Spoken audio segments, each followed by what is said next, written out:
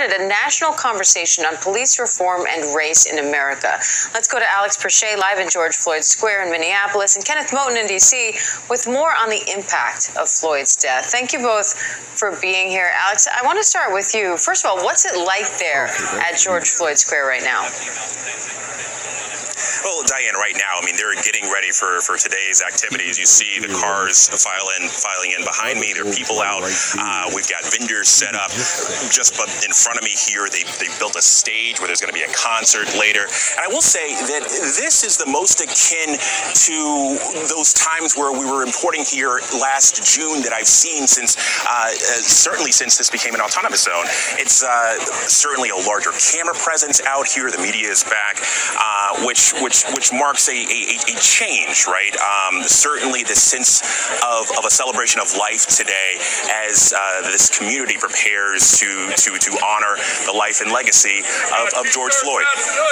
Alex, I also want to go to something else the family just announced in terms of their push for change. They're talking about details now of the George Floyd Community Benevolence Fund. How are they hoping that this fund will help the Minneapolis community? Well, Diane, you heard Kenneth talk about their push for change, and certainly that's happening at the federal level, but here's an opportunity that this family has targeted for them to make an impact specifically in this Minneapolis community, specifically this area of 38th in Chicago. And so they're starting with this benevolence fund. It's about $500,000 that's going to be doled out into grants for organizations and businesses that they believe have been negatively impacted by systemic racism here in this community.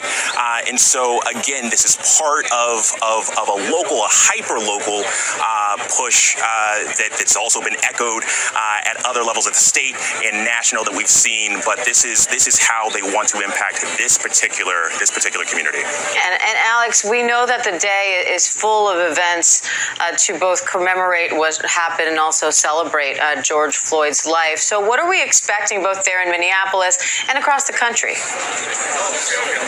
Well, Diane, I think one real powerful moment is you mentioned certainly the Floyd family meeting privately with President Biden. Well, right around that time or immediately after, the governor here, Governor Walz, has signed a proclamation urging residents in Minnesota and Minneapolis to observe 9 minutes and 29 seconds of silence, representing the 9 minutes and 29 seconds that Derek Chauvin knelt on George Floyd's neck. But hold on. Go. Down. Behind the engine block. Behind the engine block.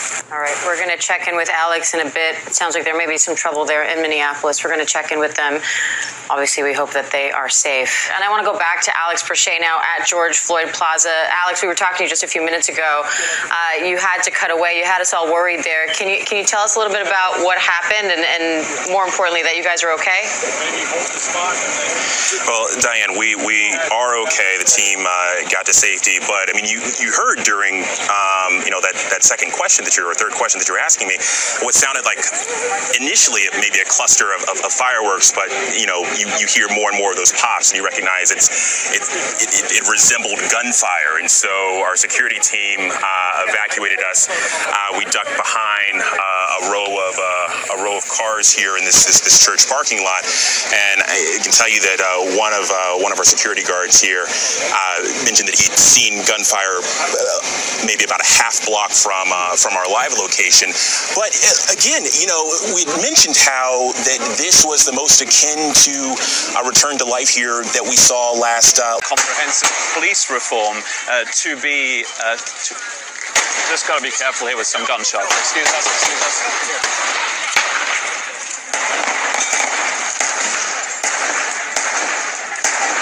It sounds like gunshots. I'll let you know what this is. These seem to be gunshots. Get down!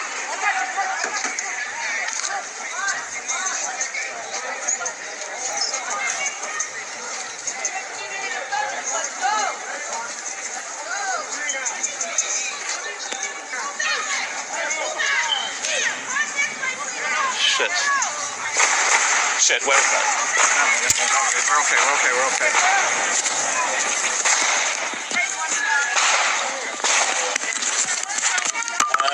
We're just gonna go. Let's go.